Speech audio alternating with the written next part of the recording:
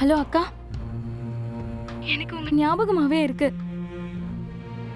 என் கண்ணு முன்னாடியே நீங்க இந்த வீட்டை விட்டு போனப்போ இதுக்கெல்லாம் காரணம் நான் தான் வெளியில சொல்லணும்னு தோணுச்சு. ஆனா நீங்க என்கிட்ட சத்தியம் வாங்கிட்டீங்க. அதனாலதான் நான் அமைதியா இருந்துட்டேன். என்னால நீங்க இவ்ளோ கஷ்டப்படுறீங்க அத நினைக்கும் போது வருத்தமா இருக்கு. மன்னிச்சிருங்க, என்ன மன்னிச்சிருங்க அக்கா. ஏய், நீ என்ன பெரிய மனுஷன் மாதிரி பேசிக்கிட்டு இருக்க? அப்படிலாம் எதுவும் இல்ல. உன் மேல எனக்கு என்ன கோவம்? நீ இது எதை பத்தியும் நினைக்காம படிப்புல மட்டும் கான்சென்ட்ரேட் பண்ணு. உன் லட்சியம் என்னவோ அதை மட்டும் எப்பவும் விட்டு கொடுக்காத, சரியா? அக்கா, என்னக்கா இதுக்கப்புறம் நாம பார்க்கவே முடியாத மாதிரி பேசுறீங்க? நாளைக்கு நீங்க திரும்ப இங்க வர போறீங்க. நீங்க எங்க கூட தான் இருக்க போறீங்க. நான் என் லட்சியத்தை அடையறதுக்கு நீங்க தான் ஹெல்ப் பண்ண போறீங்க. அதை விட்டுட்டு என்னமோ அங்கேயே பெர்மனண்டா இருக்க போற மாதிரி பேசுறீங்க. என்ன சொல்ற? நான் எப்படி திரும்ப அங்க வர முடியும்? உன் அண்ணன் தான் என்ன கைவிட்டுட்டாரு. அக்கா, அதெல்லாம் எப்பவோ மாறி போச்சு. அண்ணன் நீங்க போனதுக்கு அப்புறம் எவ்வளவு ஃபீல் பண்ணாரு தெரியுமா? என்னங்க, வழக்கமா இந்த வேலையெல்லாம் நான் தானேங்க செய்வேன். இன்னைக்கு நீங்க செய்றீங்களேங்க. எனக்கு ரொம்ப ஆச்சரியமா இருக்குங்க. குடிக்கிறதுக்கு சைட் டிஷ் ரெடி பண்றீங்களா? ஏ லூசு லூசு, அதுக்கெல்லாம் இல்ல. எப்பவுமே நீதான் இந்த வேலையெல்லாம் செய்யணுமா? இந்த ஆள் இப்படியெல்லாம் பேச மாட்டானே, ஏதோ தப்பா இருக்கே.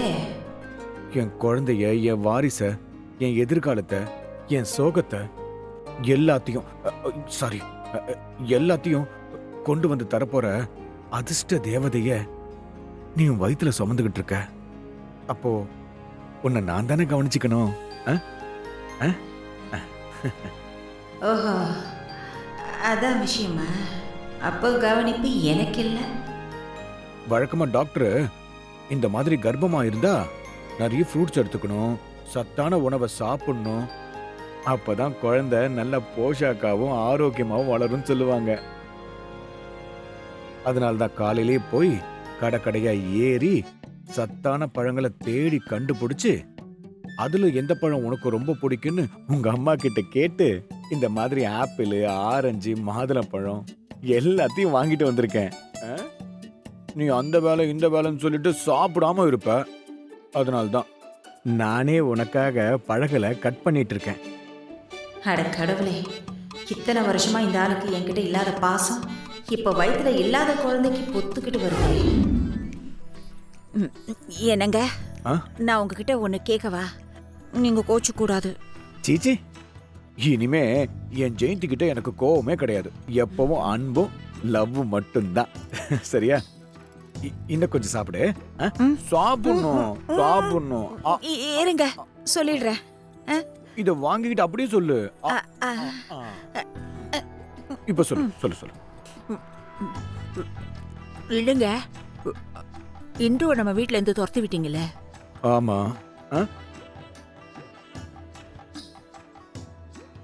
பாத்தீங்களா பாத்தீங்களா, நீங்க டக்குன்னு சீரியஸ் ஆயிட்டீங்க. நான் சொல்ல மாட்டேன். சரி, இல்ல இல்ல இல்ல, நீ சொல்லு சொல்லு சொல்லு சொல்லு. வேற ஒண்ணும் இல்லைங்க, நம்ம இந்து பாவம் இல்ல.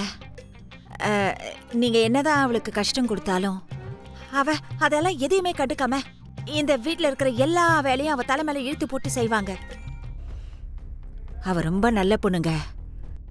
பழகின கொஞ்ச நாள்லயே நாங்களா அக்கா தங்கச்சிங்க மாதிரி ஆயிட்டோம். பாருங்க, இப்ப நீங்க அவளை வீட்டை விட்டு அனுப்புனது எனக்கு கொஞ்சம் கஷ்டமா இருக்குங்க. அவளை திரும்பவும் வீட்டுக்கு கூட்டு வந்துடலாமா?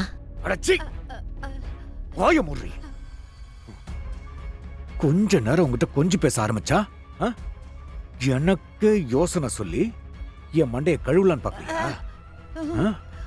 இப்படி ஒரு சந்தர்ப்பத்தை பயன்படுத்தி என்கிட்ட ஏதாவது சொல்லி நாங்க எடுத்த முடிவை மாத்திலான்னு பாக்கலையா? ஐயோ, அப்படியெல்லாம் இல்லைங்க. இனிமே அவளை பத்தி ஏதாவது பேசின உன்னை அப்படியே பொழந்துடுவேன்.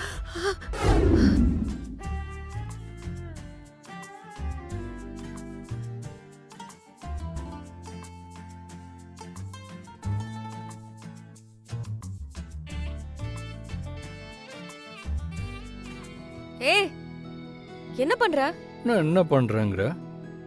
உனக்கு தான் இங்கேருந்து தெரியலையே, எட்டி எட்டி அப்படியே எட்டி எட்டி பார்த்துட்டு இருந்த. நானும் பின்னாடியிலேருந்து பார்த்துட்டு தான் இருந்தேன். அதான் உன் ஹைட்டுக்கு ஏற்ற மாதிரி மாட்டிடலாம். இது ஓகேயா? ம்ஹும். இது ஆ ம் ஓகே.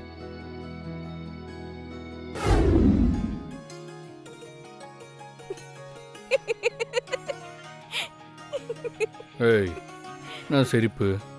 ஏய் உனக்கு ஒரு ஆணி அடிக்க தெரியாது. இதுவே ஒரு ஆள் அடிக்க சொன்னா தூக்கி போட்டு மிதிப்ப. ஒரு ஆணிக்கு கையெல்லாம் நடுங்குது. ஆமாங்க மேடம், எனக்கு ஆள் அடிக்க தான் தெரியும். இந்த ஆணி எலி பாம்பெல்லாம் அடிக்க தெரியாது. எங்க நீ அடி பார்ப்போம். ஆணி அடிக்கிறதெல்லாம் பெரிய மேட்ரா? இப்ப பாரு. இல்ல இது எதுக்கு? ம் ம். போ போ போ. ம்.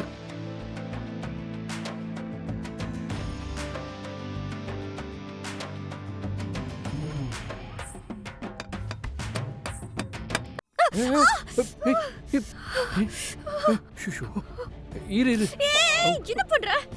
ஏய் என்ன, விரல்ல காயம் பட்டா இப்படி தான் பண்ணுவேன். என்ன இப்ப எச்சி பட்டா நல்லது, ஆன்டிபயோட்டிக்மா. கொடு கொடு. ஏய் அதெல்லாம் ஒண்ணு வேணாம். ஏய் ரத்தம் வந்துகிட்டே இருக்கு. நானே பண்ணிக்கிறேன்.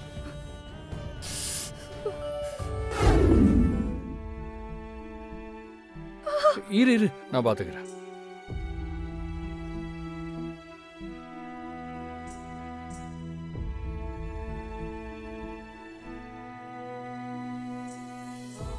ஸ்டாப் ஆயிடுச்சுல்ல? ம். தேங்க்ஸ். ஏய் உனக்கு அடிபட்டு ரத்தம் வருதுன்னு தான் பேண்டேஜ் வாங்கிட்டு இருந்தேன். அதுக்காக நீ வேற எதுவும் கற்பனை பண்ணிக்காத.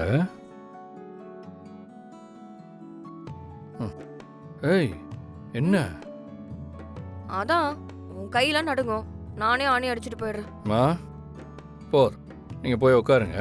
இந்தாங்க போங்க போங்க, நான் பார்த்துக்கிறேன். ம். போங்க.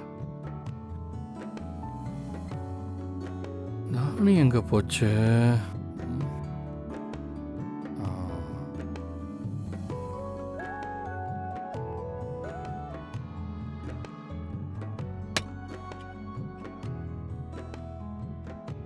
எப்படி ம். என்ன இது மூஞ்சியே தெரியல?